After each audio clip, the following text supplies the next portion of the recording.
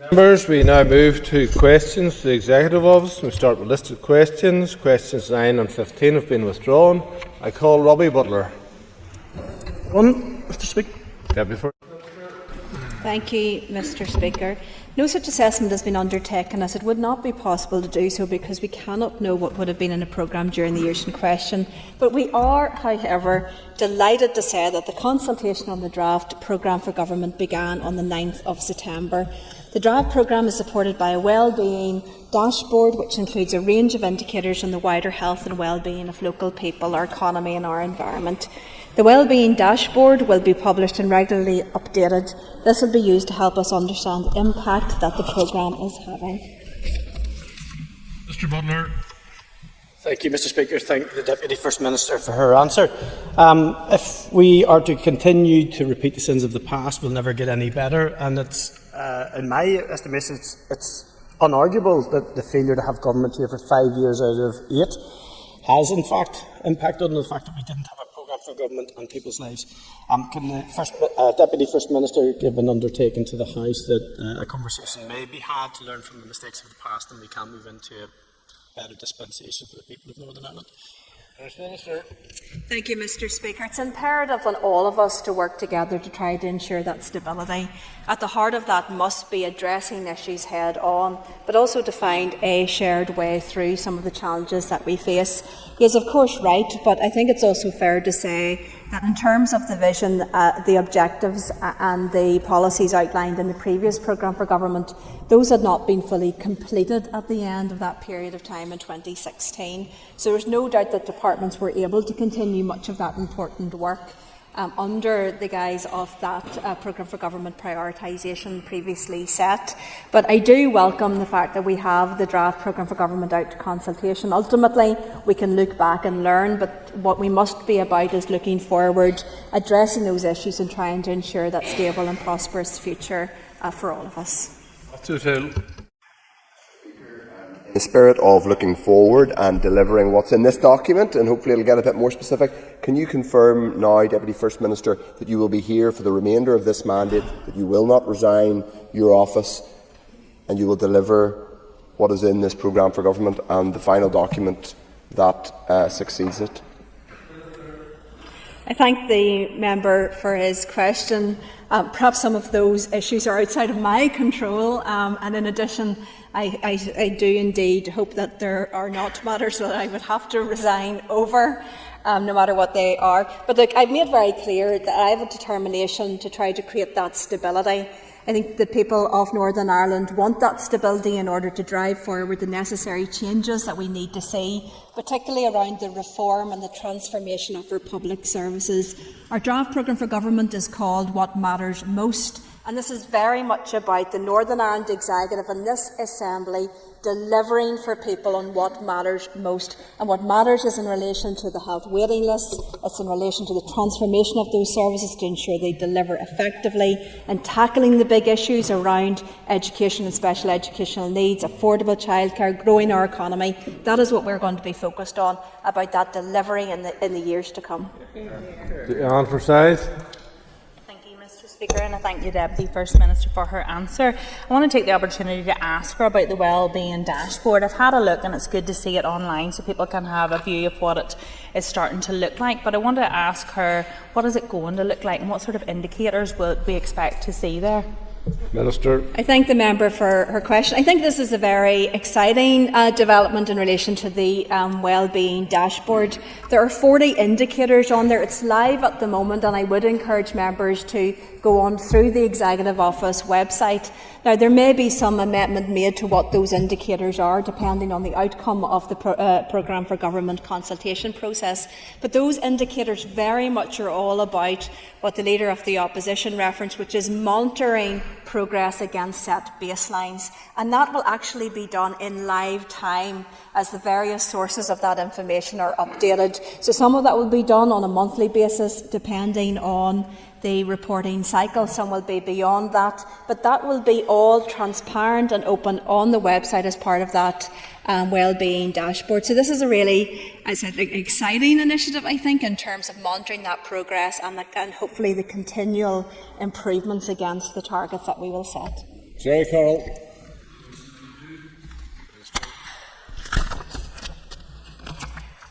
Thank you, Mr. Speaker. The annual Racial Equality Indicators Report monitors the progress of the Racial Equality Strategy 2015-2025 on 4 key outcome areas relating to equality of service provision, increased participation, representation and belonging, celebration of cultural diversity and eliminating prejudice, racism and hate crime. The most recent report, released just there on the 19th of September, showed that compared with the 2014 baseline, levels of acceptance, for example, of Eastern European, Irish traveller and Muslims as residents, work colleagues or family members had all increased significantly by 2022. This is a key indicator of progress against the targets. While it remains a key priority to fully deliver the commitments in the current strategy, it is important that post-2025 there is a clear mechanism and overarching framework for achieving racial equality in our society. So as part of that, we will be examining how best to use ethnic equality monitoring and other measurements to assess the effectiveness of actions taken and to inform the new approach. Mr. Carroll. Thank you. Minister, you have repeatedly used the phrase legitimate concerns when talking about migration. Minister, there's nothing legitimate to be concerned about. When talking about migration, there's misinformation which definitely needs challenged and refuted. Will you commit to not publicly again using the phrase legitimate concerns when talking about migration? Because ministers need to be careful about language and not give a wink and a nod to people who may be engaged in or maybe are racist thugs. Minister. Thank you, Mr. Speaker. I thank the member for his question. Let's be very clear. All racism, all hate, all public disorder or violence based on that is wrong. It's incredibly important to draw that very strong differentiation between that and concerns that are raised within communities. I have made clear that us as ministers, as representatives, as political representatives, we must be there to listen to people and to listen to genuinely held concerns that people have. And that includes access, for example, to affordable housing and access to public services. But I have said repeatedly, and I would suggest to the member that he goes away and takes a look again at what I said, which is that there may well be legitimate concerns and genuinely held concerns around access to affordable housing and public services. That is entirely different and no justification for any violence, racism, hate or disorder. I cannot be clearer on that. Ledry Hargate. Following on from that, I suppose, Deputy First Minister, just do you agree on the importance that there's a duty on all of us as political leaders to actively promote a zero-tolerance approach to racism and to build a future defined by inclusivity, tolerance and respect? Minister. I thank the member for her question. Look, absolutely, racism, sectarianism, hate, whatever that is based on, we've just released our framework and delivery plan on ending violence against women and girls. So that can be gender-based hate and violence as well. All of that is wrong, and we should stand strongly united as political leaders and political representatives against that. Call Brian Kingston. Thank you, Mr. Speaker, and I thank the Deputy First Minister for answers so far. And I wish to ask Deputy First Minister, mindful of the date that it is today, how important is strong political leadership in responding to violence and racism, including anti-Semitism, on our streets? Sure. I thank the member for his question. And indeed, we've seen racism not just on our streets, albeit by a small minority, but across. We see it in social media, we've seen it played out. And indeed, also, as he has referenced, today is the anniversary of the horrific terrorist attacks on the 7th of October 2023 in Israel. And we must remember that as one of the darkest days. We stand today to remember the men, women and children who were brutally murdered 1 year ago, and to recognise the strength of those who have lost loved ones or had them taken from them. We should all be very concerned about the ongoing situation in the Middle East. We should all be calling for all hostages to be returned safely to their families and calm to be restored to Gaza, Lebanon and the wider region. Israel, of course, has a right to defend herself. I am deeply saddened by the anti-Semitism and the racism that has been demonstrated on social media and on the streets and another forum in relation to this issue. We should all stand united against all forms of racism and sectarianism, no matter where that is found. Paula Bradshaw.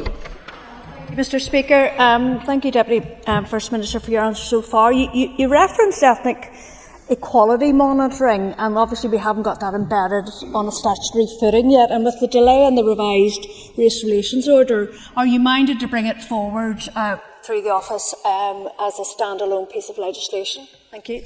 Minister. I thank the member for her question. So this is something that goes just beyond that statutory requirement. There are a number of things that we can do, and indeed the unit within the Executive Office are working with agencies, with the civil service and public sector and wider in terms of monitoring that type of data and to collect that. It is of course important that we understand the issues and the challenges in order to take appropriate action where it is needed most. Part of that will also be around that monitoring that could be based on a statutory footing. We are actively considering that at the moment, and I know that the committee has been informed as to some of those ongoing discussions as well. But we are aiming to bring forward those suggestions and recommendations very shortly. Cara Hunter. Speaker, and I'd like to thank the Deputy First Minister for her answer so far. Just a little bit on that then, Deputy First Minister, do you believe that Northern Ireland should have a standalone hate crime bill, and if so, will you ask that the Justice Minister bring this forward? Minister. Thank you, Mr. Speaker, and I thank the member for her question.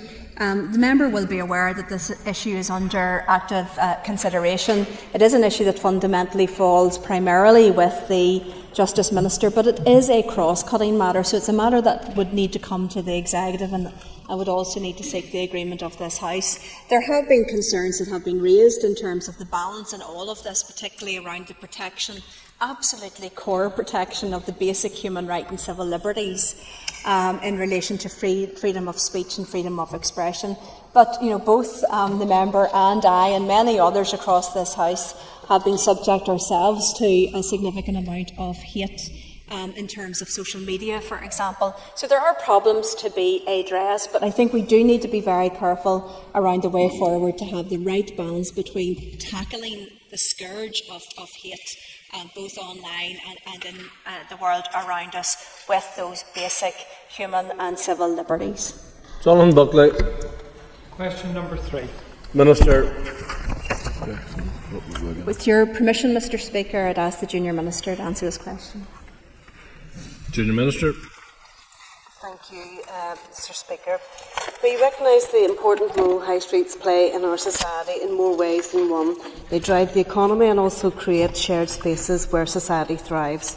We know the nature of our high streets and the way that people shop is changing, and we need new solutions to these issues. The report presented us by the High Street Task Force represents a genuine collaboration across many sectors, including central and local government, academia and the third sector, as well as businesses. This collaborative approach must continue over the coming years to deliver high streets, village, town centres and city centres that are fit for the 21st century. We would like to thank the members of the High Street Task Force for their work. The report makes 14 recommendations, and we will shortly write to our executive colleagues to ask them to take forward the appropriate recommendations. Mr. Buckley. Thank you, Mr. Speaker, and I thank the Junior Minister for her answer. Just in the past 24 hours, the Yellow Deli in my own constituency closed its doors at Portadown High Street, citing spiralling costs. This is not an issue in isolation. It's happening in towns and villages right across Northern Ireland. So with that in mind, can the Junior Minister outline who is coordinating the cross-departmental approach that needs to be taken in order to deliver upon the High Street Task Force street report? Junior Minister. Thank you, Mr. Speaker, and thank you to the member for that important supplementary question. And our high streets are vitally important to communities throughout Northern Ireland. Of course, we must recognise those changes, as I've mentioned, in consumer shopping in recent times, and it's very sad to hear, and we all have examples of businesses which close and are not able to continue on, and that is very difficult to watch and to witness. And we understand that the difficulties there are around the cost of living, cost of goods. The High Street Task Force has highlighted a number of important actions that can help to revitalise our local communities, and it now will be up to the relevant ministers to take forward the recommendations most relevant to their departments, and in doing so they will wish to work with local councils and also play an important role in driving people back through various initiatives and animations. For her response, and a note in it, she said that there were 14 recommendations that were going to be sent to ministers. Can I ask if ministers support all of the recommendations in the High Street Task Force report? Minister. Thank you. So,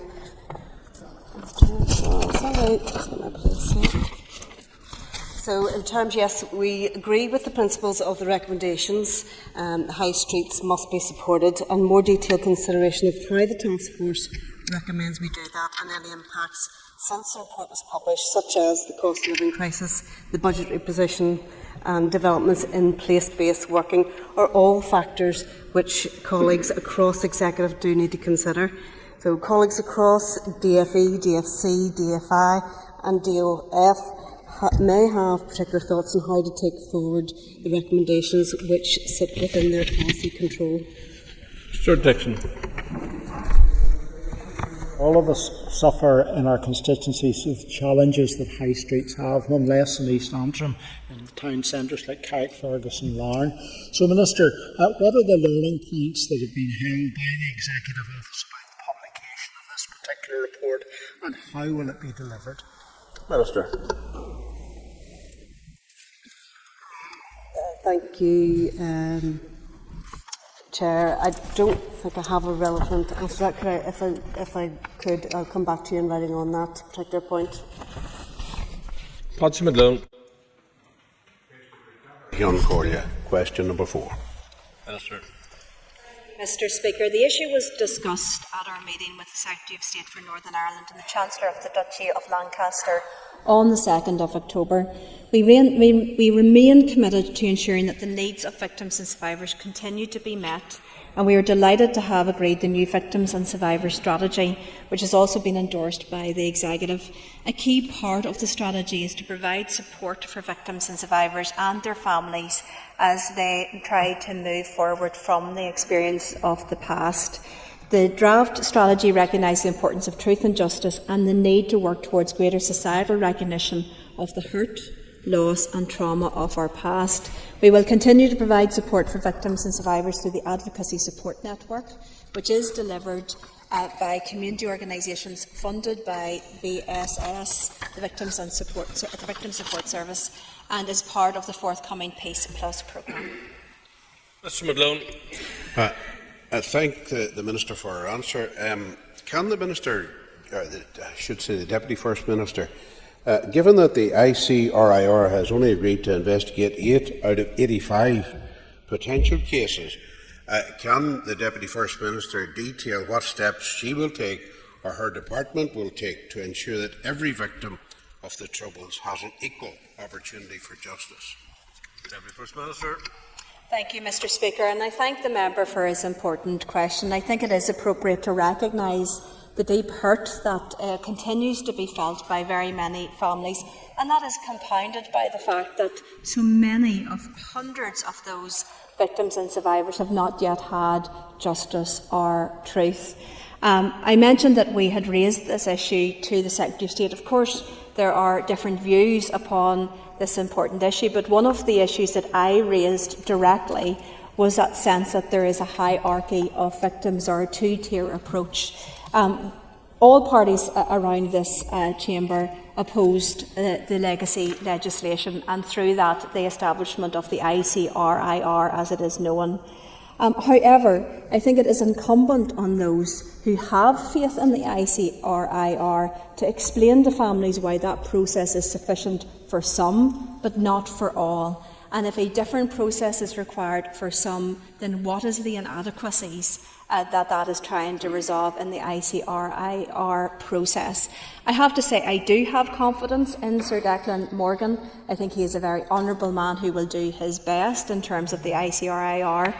There are issues about the Article 2 compliance, as highlighted by the recent court judgment, but these issues will have to be addressed, because at the heart of this is a responsibility on all of us to support all families to get the best possible opportunity for truth and justice, and all families deserve that same opportunity. Ms. Sheeran.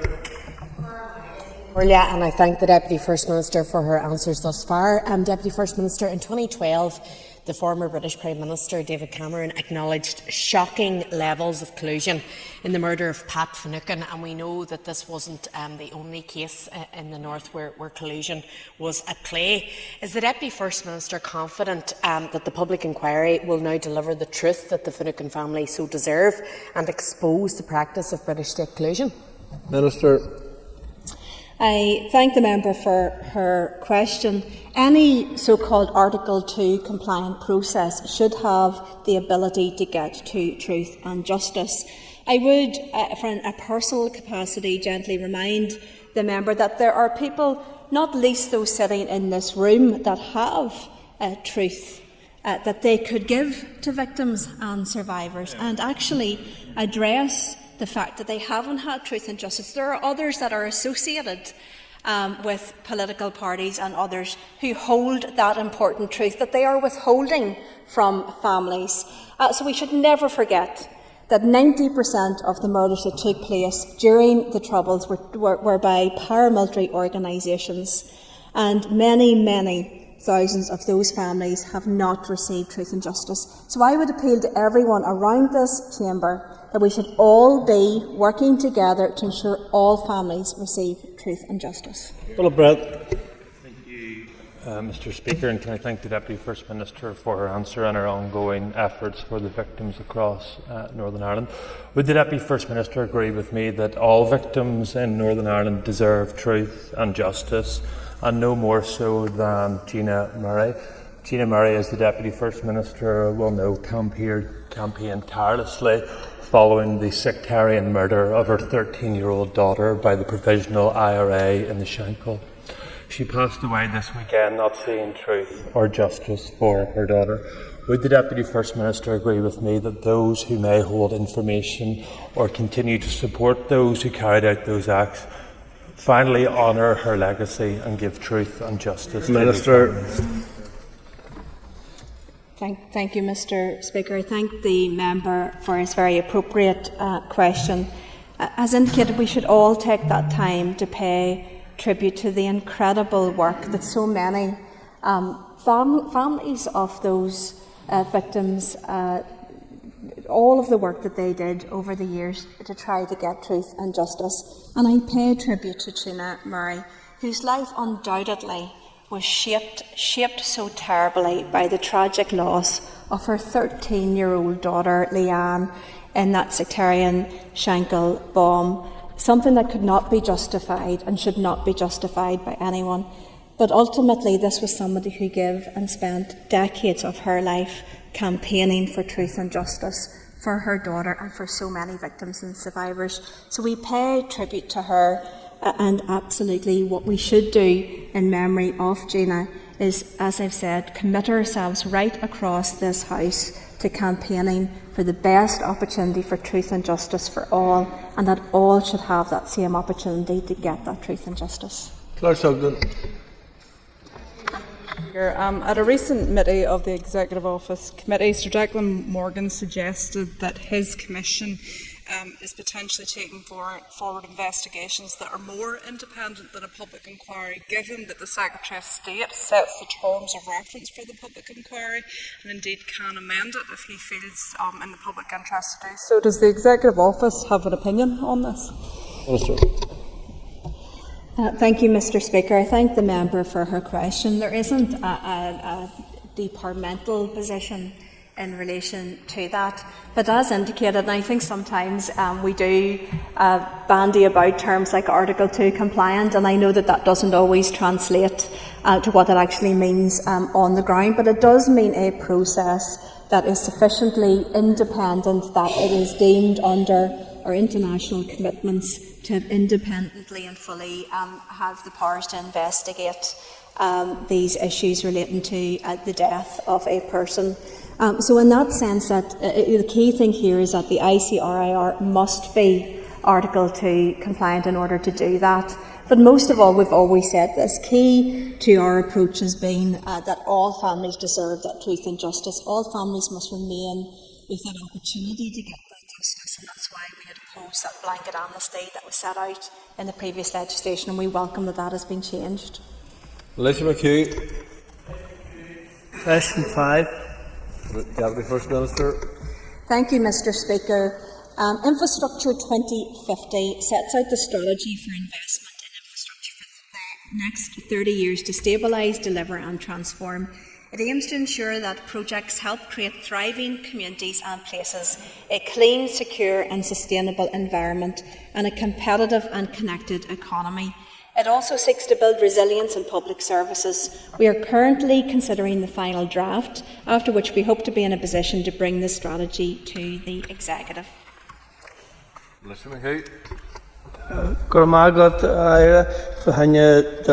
you, Minister, for your answer. If government approach is required to achieve our objectives, can the Minister outline how she will ensure that the ISNI is aligned to other key strategies? Minister. Thank you, Mr. Speaker. I thank the member for his question. It's absolutely essential. We have to learn the lessons from the previous investment strategy. It set out a clear prioritisation, it set out clear executive agreement, and yet some of those capital projects have not yet been completed.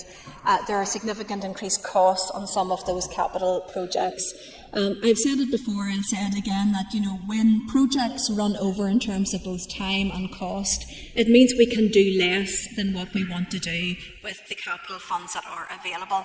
So it makes sense, of course, for these projects to be able to be driven forward in a way that best attempts that these are done in a timely way and on budget. That hasn't always happened in the past. We need to learn those lessons, and I welcome that there's a whole series of actions now taking place in terms of identifying the problems and ensuring that as we move forward with the new ISNI strategy, as is often referred to, that we're able to actually fulfil the ambition that it sets out. Deborah Erskine. Thank you, Mr. Speaker, and I thank the Deputy First Minister for her answers. The investment strategy is important to ensure that capital projects can drive investment to Northern Ireland. FDI in Northern Ireland has been a success story. What more can we do to work with the government to showcase Northern Ireland and maximise opportunity to attract more investment to Northern Ireland, and how can that be tied in to the investment strategy? Minister. Thank you, Mr. Speaker. I thank the member for her question. I think absolutely we have to work very closely with the relevant department in terms of business and trade across the UK. I welcome that there are two opportunities coming up this week.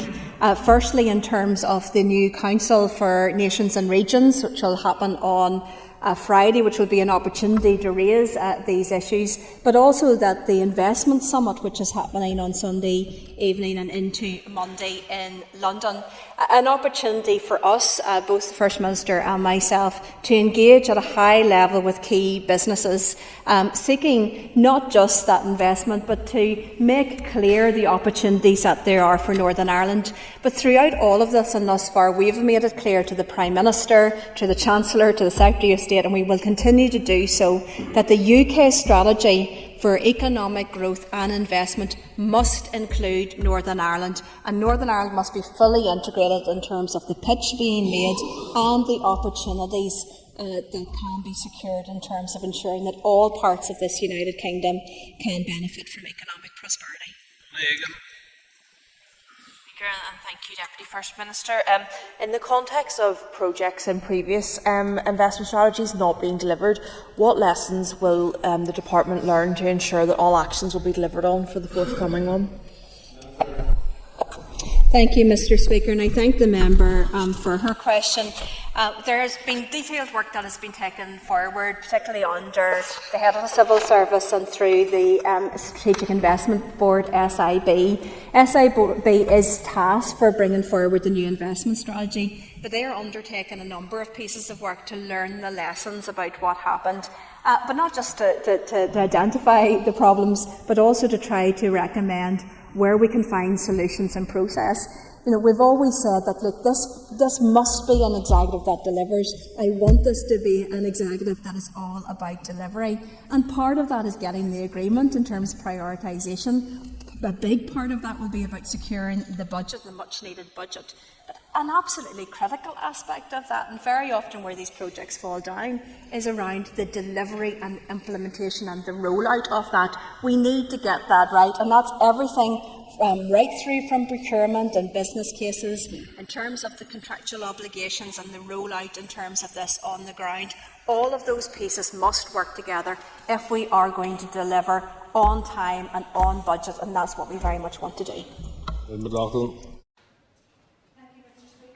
Can the Minister detail what specific targets will be included in the investment strategy to ensure regional balance is a key priority as stated in the draft programme for government? Minister. Thank you, Mr. Speaker. Thank the member for her question. And I hope that we have made it clear thus far that we want every part of Northern Ireland to benefit from economic prosperity. Our focus is on that economic growth. We recognise that economic growth is key in terms of ensuring thriving, happy communities, no matter where they are, right throughout this place. So therefore, of course, the investment strategy will be actively looking at opportunities to ensure that that investment is right across. And I'm sure that the member would welcome the recent announcement just last week around the A5. The point at the very heart of that being that in order to get that prosperity, people need to be able to travel to take up those opportunities, and they need to do so safely. Infrastructure is such a critical part of ensuring that prosperity, and we will make sure that no part of Northern Ireland, should that be the northwest, the southwest, Causeway Coast and Glens, right through to the Mournes and Newry and Derma. I have probably forgotten somewhere in that, by the way, so if I have, I apologise. But we want to ensure that all parts of Northern Ireland prosper.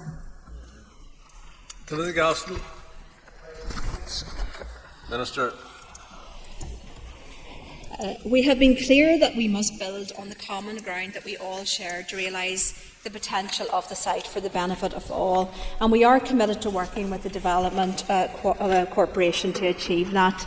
The future use of the listed and retained buildings is part of that wider discussion that undoubtedly will take place, but we recognise that there's a lot of history with the site, and that will require us to move with consensus and with sensitivity.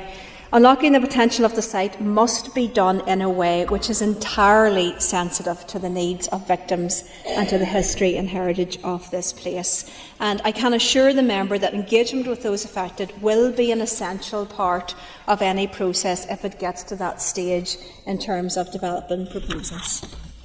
We must move to topical questions, and I call Matthew O'Toole. Thank you, Mr. Speaker. Minister, you just mentioned sensitivity in relation to victims. Earlier on, you acknowledged the deep hurt felt by paramilitary victims. You also said that 90% of murders and the Troubles were committed by paramilitaries. How then do you think victims of loyalist paramilitaries feel when 30 years after the loyalist ceasefire, ministers are meeting representatives of those paramilitaries to discuss policy? Minister. Thank you, Mr. Speaker. I thank the member for his question. Look, let's be very clear. Paramilitarism is wrong. It always was. There was always an alternative. But our peace process has always been built on engagement, and across many aspects of government, agencies, including the PSNI, engage with those within the community. We must always reach out and continue to engage with those who wish to progress. The continued transition of those once involved with organisations now on ceasefire has to be core to our processes and moving communities on.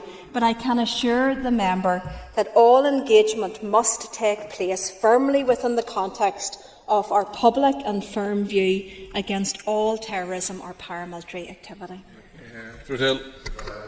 Hopefully that the Deputy First Minister will not be seeking the input of loyalist paramilitary gangs when it comes to other policy areas. But can I ask specifically, the programme for government says that paramilitary harm continues to affect too many adults and young people. It also says that paramilitary gangs continue to exert coercive control in certain communities here, including in East Belfast, where East Belfast GAA is unable to safely practice because there continue to be vexatious threats to their grounds. What message does it send when ministers in the executive continue to have meetings, and I repeat it, with representatives of those organisations? Minister.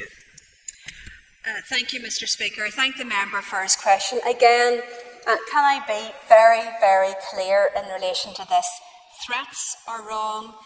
Any violence and disorder on the basis of that is wrong. People should be allowed to go about their business, should that be in terms of work, education, sport, and I think the Education Minister has made that clear. But I would refer the member to the previous question and to look back over the course of the last 25 years, where at the heart of our process is around engaging with those organisations, I may highlight, at this stage, that are ceasefire organisations. Now, where there is criminality, where there is continued paramilitarism or terrorist activity, then we again have been very, very clear. The PSNI must do everything that they can to have that criminal justice response to such activities, because there is no role for those in the Northern Ireland of today. There never was in the past. There certainly isn't in the future. And we must all work together to stamp out the scourge of paramilitarism. Alan Chambers.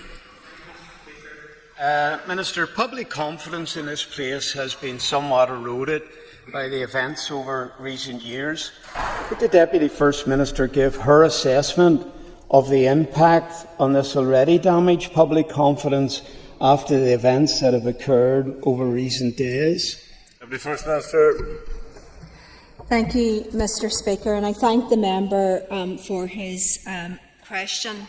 It is absolutely important that we show that leadership, and that leadership must be based on those principles of integrity, of honesty and of openness. And indeed, I would encourage all those to act in that manner.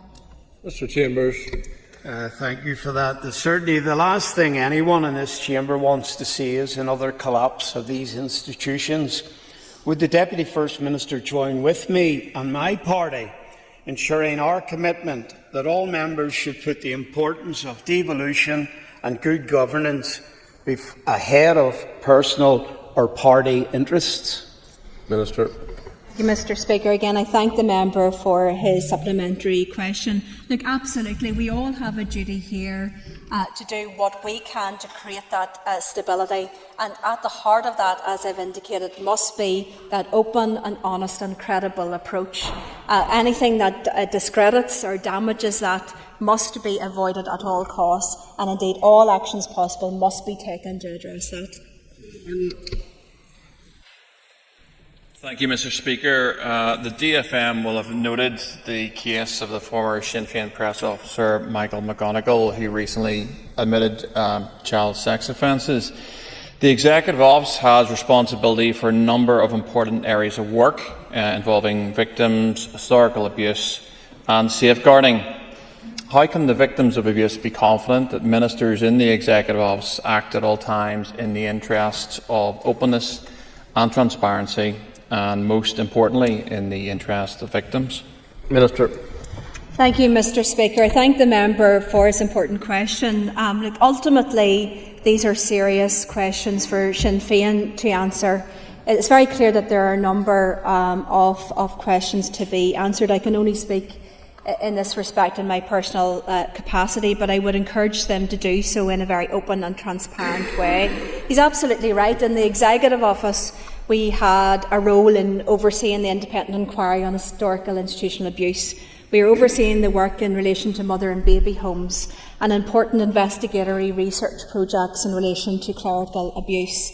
And indeed, representatives from the main political parties here made the apology to the victims and survivors of such abuse for those failings and for those faults. Those failings and wrongs were all to do with the safeguarding of children.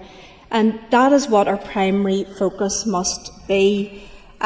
Lessons must be learnt from that. And those lessons from the findings are around openness, about candour, about honesty, about not moving the problem on to someone else. It is about taking responsibility. Those are all core. A huge part of that work, the reason for it is to learn those lessons. There are serious questions at the current situation. It has to be answered. And as leaders, we have to be honest and we have to be credible. And I think very many people out there will feel that it simply has not been credible thus far, and therefore I urge the people involved to be open and honest and credible on this matter. Mr. Barton. I want to thank the DFM for her answer. In light of what she has said, would she therefore agree with me that the First Minister should now answer all questions put to her with complete transparency regarding how she acted individually and her party in all aspects of this case? Deputy First Minister. Thank you, Mr. Speaker. I thank the member for a supplementary question. And again, I can only answer for myself, but I absolutely agree. People deserve that credibility. There's been a huge amount of trauma out there in relation to safeguarding of children issues over recent years, over recent decades. We all have that duty as leaders in Northern Ireland to make clear that we're being fully transparent and open. And I think the course of the last week or so has been something that has damaged that credibility, and we need now to move to that. And I also would want to put on record that I distance myself from any comments in relation to trying to put the blame of this onto other organisations, particularly the charity involved in this, British Heart Foundation. I know the charity, they do a huge amount of good work. This is an issue where responsibility must be taken, and I hope that there will be very clear openness and honesty about this issue. Michelle McElwain. The Deputy First Minister how aware her office is of the challenges faced by the agri-food sector in accessing workers, in particular mushroom growers and the fishing industry, and the impact that this would have on the Northern Ireland economy? Minister.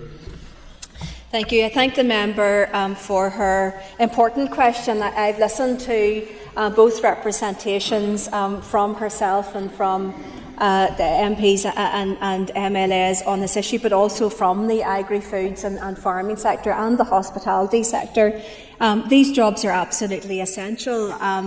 Northern Ireland farming supplies, it's a net contributor and a supplier across the UK, supplying 10 million people, well above our population. It's really important, it's really valuable, but they can only do that if they can get access to the right workers.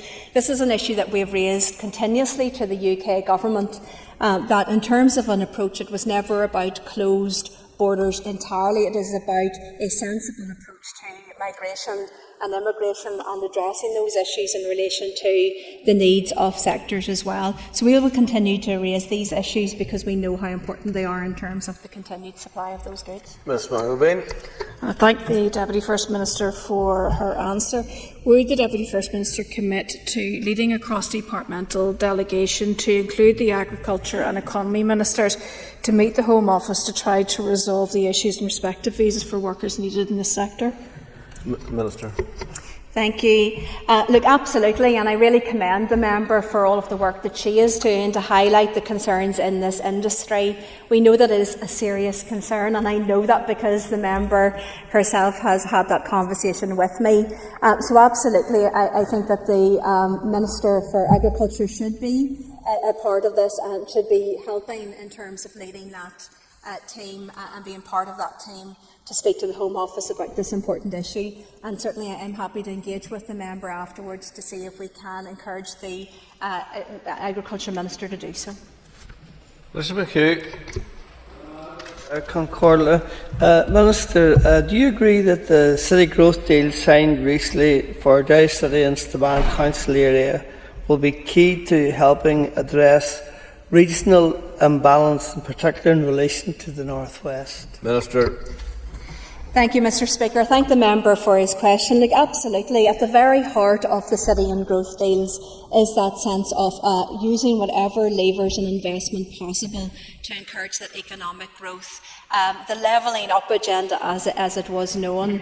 And that's very much what we want to achieve across Northern Ireland. We believe that a better, brighter future for Northern Ireland lies with that economic prosperity, but that economic growth must benefit all parts. That is why we're deeply, deeply disappointed to see that the Causeway Coast and Glens and the Mid-South West City and Growth deals have been paused and are not progressing. When you look at the statistics for some of those areas, there is significant need, and that need for that intervention of those additional funds coming in to invest for that economic growth. So we will be continuing to raise this directly.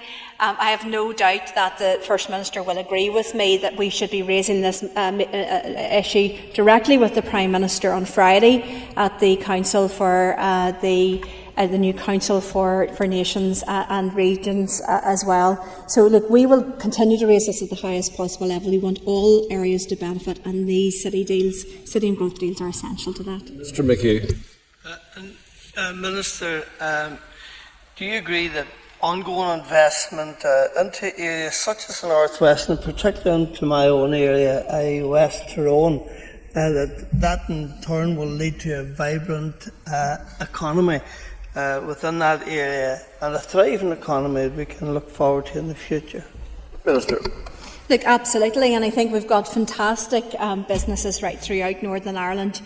There are areas of Northern Ireland where there's a real particular focus on particular industries, should that be the advanced manufacturing, for example, in Mid-Ulster, right throughout the various specialisms that we have in different places. That is a model that I think we can build on, working with Invest NI, working across the various departments as well, to take a look to say, look, where there are job opportunities, where there is that opportunity for investment, how can we ensure that that is spread in such a way to bring that economic benefit to all parts? The clear message from this executive is that no part of Northern Ireland will be left behind. We will continue to be a champion for every part of Northern Ireland, north, south, east, west, and that is essential in terms of at the very heart of all of the work that we do. McGrells. Thank you, Deputy First Minister. Given its prominent place in the draft programme for government, can the Deputy First Minister provide an update on work to end violence against women and girls? Thank you, Mr. Speaker. Look, absolutely, as the member will be aware, we've just recently launched our framework and the delivery plan, and we're currently actively working on the delivery of the funding schemes, both the Challenge Scheme and the Change Fund. So the Challenge Fund will be based around two key questions being put out to the sector and inviting invitations from organisations to come forward with proposals as to how to meet those challenges. We're aiming for that to go live in October, so this month. And in relation to the Change Fund, this is a fund that will be working with local councils and community-based organisations. That will have to be delivered through different mechanisms, but we are striving to get that out as early as possible, no later than January of 2025, but we are working, if at all possible, to get that out prior to that date. Mr. McGrells. Thank you, Deputy First Minister, and you've mentioned some funding schemes there. Can you elaborate about how much resource has been set aside to facilitate this? Deputy First Minister. Thank you, Mr. Speaker. Yes, there's £3 million that's available currently for those funds. Rolling forward over the course of the next 2 years, that's about £5 million altogether. But I can advise the member that we had bid for additional resources even beyond that. The £3 million is not the totality of our ambition for what we want to achieve through this strategy and the delivery plan. But it is a start. We took the decision that rather than simply wait for everything that we would have wanted, it is much better to start and to try to get that important work underway and support those organisations as well, doing such important work with the sector and working with women and girls who find themselves in this situation. So yes, that's the start. If we can get additional resources in the interim, of course all of these are scalable and we can scale up, and we will do so if we can get that. In the meantime, that's the budget we're currently working with. That concludes questions to the Executive Office. If members will take their ease. while we move to the questions for the Minister for Communities.